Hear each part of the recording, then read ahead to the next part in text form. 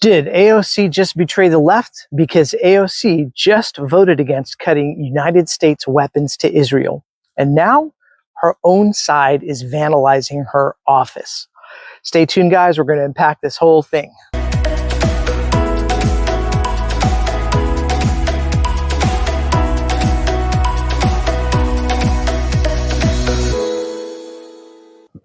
Hi, guys. Welcome back to The Baseline. Thanks for watching again. So this episode isn't just about political disagreement. This is the left going full Game of Thrones on itself. So what's the bigger threat here? Is it a bad vote or a movement that devours its own?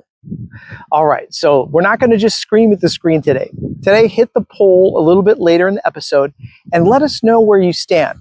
We're going to be watching, and yes, you get to be judging. So I'm very much looking forward to seeing what your guys' opinion is. Now, did AOC just vote against ending military aid to Israel because she didn't want to agree with Marjorie Taylor Greene? Now, that's crazy, right? Because that's like refusing to leave a burning building just because your ex yelled fire. Now, here's the twist to this all. Her office was vandalized, red paint everywhere, accusations of genocide, and suddenly the left, it's eating itself alive again. So here's the real question.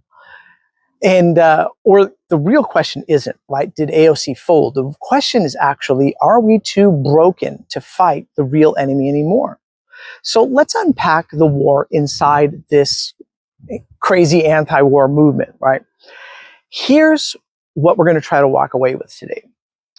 Why AOC really voted no on a bill to restrict aid to Israel, and why it wasn't what the headlines actually claimed that it was.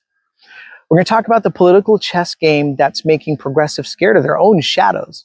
Not like Democrats or progressives ever weren't, but we're also going to be talking about why vandalizing your own team might be the biggest gift you could hand to the military-industrial complex. But before we go there, let me throw this at you guys. Let's say if Ilhan, Omar, or Rashida, Tlaib, and Summer Lee, let's say they all voted one way and AOC didn't. What does that tell you about the leadership on the left or the Democratic or progressive side? Because stick around with this, because you're going to want receipts for all of this. But first, let's do this. Let's address the firebomb that kicked this all off. The red paint that was splattered across AOC's Bronx office, a sign outside accusing her of funding genocide, and threats, I mean, real credible threats against her staff and herself. Now pause. Whether you agree with her vote or not, whether you're a Democrat or Republican or not, ask yourself, how does threatening a politician, Republican, Democrat, progressive, whatever it is, for being not pure enough, help any movement? Now, you think that's going to change United States foreign policy, or does it make every voice easier to silence? All right, now let's talk about what actually happened here. And I'm going to do this in a few points, okay? So point number one is this, the vote that no one really understood. And let's try to do the political math here. There was a defense spending bill, $600 million for Israel, and a separate amendment authored by Marjorie Taylor Greene.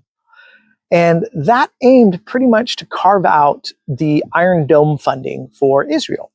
Now, AOC, like a few other progressives, voted no on both. But here's where it gets messy and a bit hard to follow, right? The amendment was largely symbolic. It had 6 votes. It was never going to pass.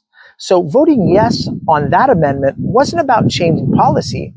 It was about sending a proverbial signal, a signal that says, I stand with the people being bombed. But AOC didn't send that signal. And now people are saying she sided with the establishment just to avoid being labeled anti-Semitic. Now, it's tough, right? Because it brings us to point number 2, which is this optics war that we keep battling with, and the why. And we have to also understand why the left keeps losing it every time. And this is the part that burns, because AOC has been here before. The present vote on Iron Dome back in 2021. The tears, the backlash, the media hit pieces. So now the argument is she played it safe. She didn't want to give the New York Times a reason to plaster AOC sides with Nazis across their front page. But here's the thing. If your strategy is always to dodge the punch, you're never going to land one of your own. So progressive Democrats, whoever, didn't send her to Congress to play political Sudoku. They sent her to call out injustice, which we should hope for all our politicians, even when it's complicated, especially when it's complicated. And if you let the fear of Fox News or CNN or MSNBC shape your moral compass, then who's really running this show? And this brings us, of course, to the death threats, right? Death threats, hypocrisy, and the left suicide complex. Because let's be real, throwing red paint at AOC's door doesn't make you a freedom fighter. It makes you a clown in the circus of self-sabotage. You want to say you're for peace in Gaza, but you're threatening someone's life over a vote. And if people are mad about civilian casualties, so what? You got these people end up terrifying or civilians in the Bronx. That's not justice. That's just cosplay rage. And here's the hard truth. When the left turns its fury inward, the war machine wins, the banks win, the bombs win.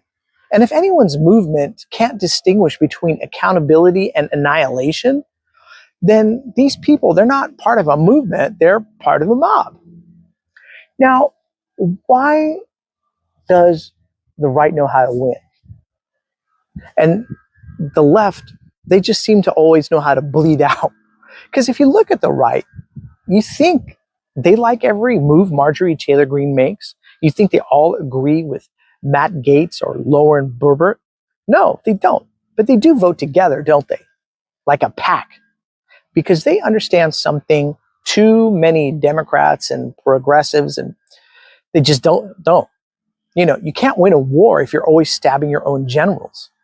So maybe AOC was wrong on this vote. I don't know. That's for you guys to decide. Fine, say it, criticize her, hold her accountable, or agree with her. I don't know. But people better know the difference between calling someone in and pushing them out. Now, this should really bring us back to reframing the real enemy. And I don't think it's necessarily AOC. So I'm going to try to say this as concisely as I can, but the Pentagon just got another $886 billion check. Palestinians are still dying. Christians are still in the rubble. Children are still in the rubble. And the media, they're too busy fact-checking hashtags to cover war crimes. So if your biggest fight this week is AOC betrayed us, you've already lost the bigger one. Progressive infighting is the smoke. The fire? It's the actual billions in weapons, lobbyists with their blood on their hands, and a media machine that punishes dissent like it's treason. So I think refocusing is important and something that can help move everyone forward. Now, this wasn't just a vote on bombs. It was a vote on boundaries, right? Do we vote based on outcomes or optics? Do we let our enemies define who we're allowed to actually agree with? Or do we stand on principle? Because no matter who else is standing next to us, it should be important that we stand by principle. Now, if the only reason you voted no is because Marjorie Taylor Greene voted yes, that's not leadership. That's high school cafeteria logic. It's dumb. So, at the end of all this, this is where it gets really uncomfortable, right? Now, AOC may have made the wrong move. That, again, is up to you guys to decide. But she's not the only one. The bigger question is, why are so many progressives, Democrats, always playing the scared card? Why is everybody afraid of being labeled or smeared or canceled just for standing up to United States militarism? What the heck happened to the anti-war left or reasonable right? And if we don't answer that, then the next vote won't matter because we won't even have anyone left to really cast it. Now, here's the twist about all of this, right? None of this matters. unless we talk about the $14 billion, mystery hiding inside the next defense bill. Money that's being funneled through nonprofits, contractors, and ghost pipelines. And nobody wants to talk about those things because it's not just Israel we're talking about. We're talking about Ukraine, we're talking about Taiwan, we're talking about Africa, we're even talking about space. So let me know what you guys think in the comment section below. And of course, we'll look forward to seeing you on the next episode of The Baseline. And I want to let you guys know how much I appreciate you watching. All right, cheers, everybody.